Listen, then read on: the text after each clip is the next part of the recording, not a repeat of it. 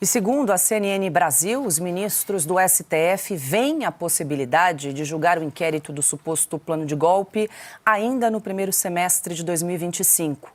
De acordo com a reportagem, a Procuradoria-Geral da República, comandada por Paulo Gonet, fará um esforço concentrado logo no começo do ano para que a denúncia contra os investigados seja apresentada até março.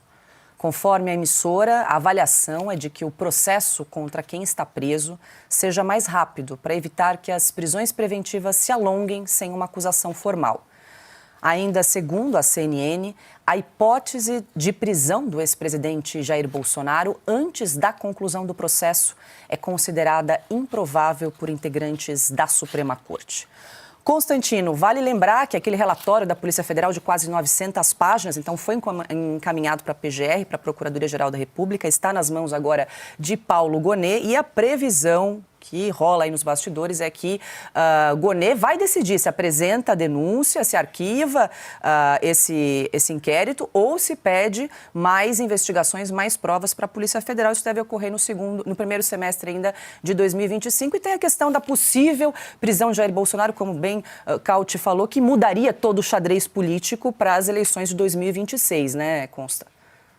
Exatamente. É o que eles querem, a gente sabe disso, mas eles ficam sempre avaliando ali se vale a pena ou não, né? Até porque eles já têm os bolsonaristas onde eles gostariam, né? Todos eles intimidados, todos eles acuados de alguma forma, porque eles foram avançando de forma impune. Agora, o Procurador-Geral da República está falando em celeridade da justiça, né? O inquérito lá, o caso de abuso eleitoral de Aécio Neves, por exemplo, foi cancelado, foi arquivado porque caducou. Tinha muito tempo, né? Mas o inquérito das fake news, esse segue aberto. O inquérito do fim do mundo, como apelidou um ministro do Supremo, né? E que gente como eu, por exemplo, denunciou a cortes internacionais e hoje é réu, também sem nenhuma denúncia formal. Veja o caso do Felipe Martins, talvez um dos mais sintomáticos aí da esclerose judiciária que tomou conta do nosso país. Ele não é formalmente acusado de nada, mas ele não pode dar entrevista. O Augusto estava lembrando que o Lula não só noivou na prisão, como vivia falando, né? E tinha conta ativa nas redes sociais. Então, é óbvio que não existe celeridade nenhuma da justiça, porque o que existe, na verdade, é sempre um cálculo político, e apenas isso, né? De quem quer expurgar a direita do jogo democrático. Quer eliminar os tais animais selvagens, como eles enxergam qualquer um pouco mais conservador, um pouco mais liberal do que tucanos. Né? É disso que se trata, Paulo. A gente não pode nunca dourar a pílula aqui e fingir que existe alguma normalidade institucional em nosso país. O que eles estão fazendo é eliminar, um a um, aqueles que oferecem alguma ameaça política dentro do jogo democrático a esse jogo sujo, a essa aliança instável e nefasta entre tucanos e petistas. E aí, Piotr, será que no primeiro semestre aí de 2025 a gente já tenha uma definição do que Paulo Gonet, o Procurador-Geral da República, vai fazer em relação a esse relatório da PF?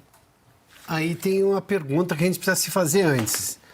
Teremos a lei aplicada ou, digamos, esse novo constitucionalismo, esse novo entendimento da lei aplicada?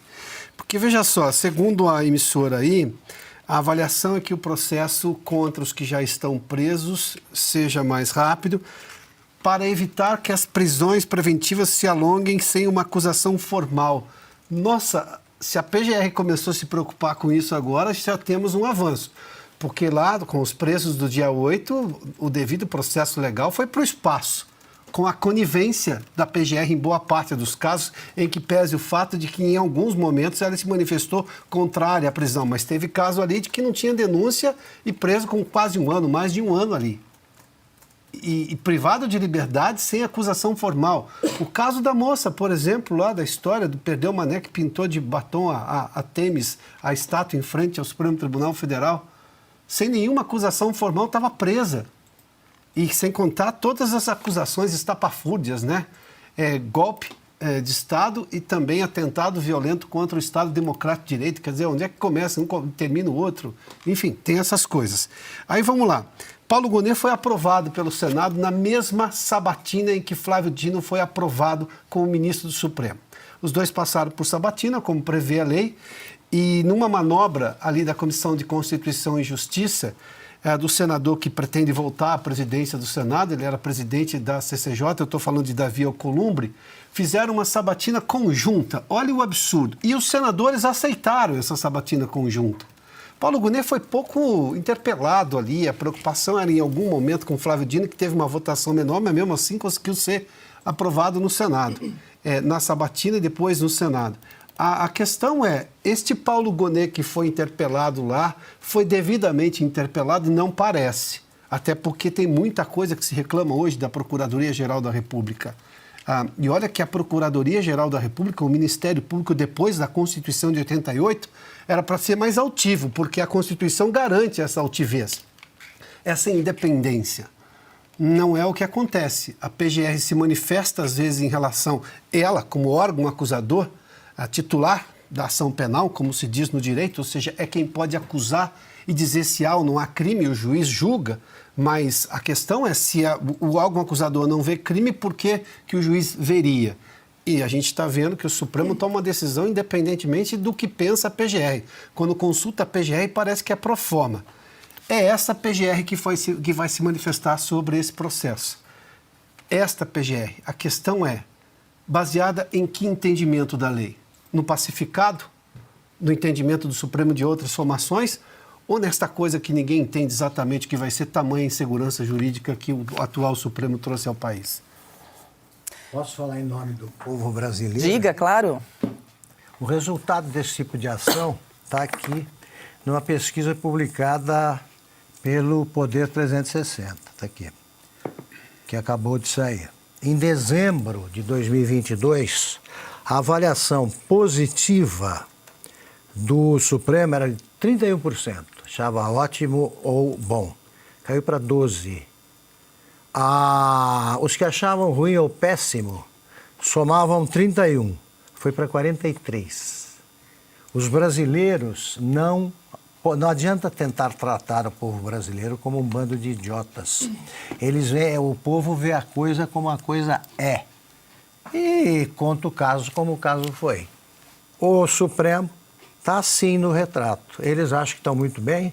Se estivessem defendendo a democracia, o povo brasileiro, que é a favor da democracia, não teria a menor dificuldade para aplaudi-los. Como eles fazem o contrário, está aqui. Os que acham que o Supremo age bem são 12%. 43% acham ruim ou péssimo. Isso apesar do medo que boa parte da população sente. É isso que o Supremo, enquanto desmoraliza outras instituições, como o Exército agora, está desmoralizando é o próprio Supremo, Poder Judiciário.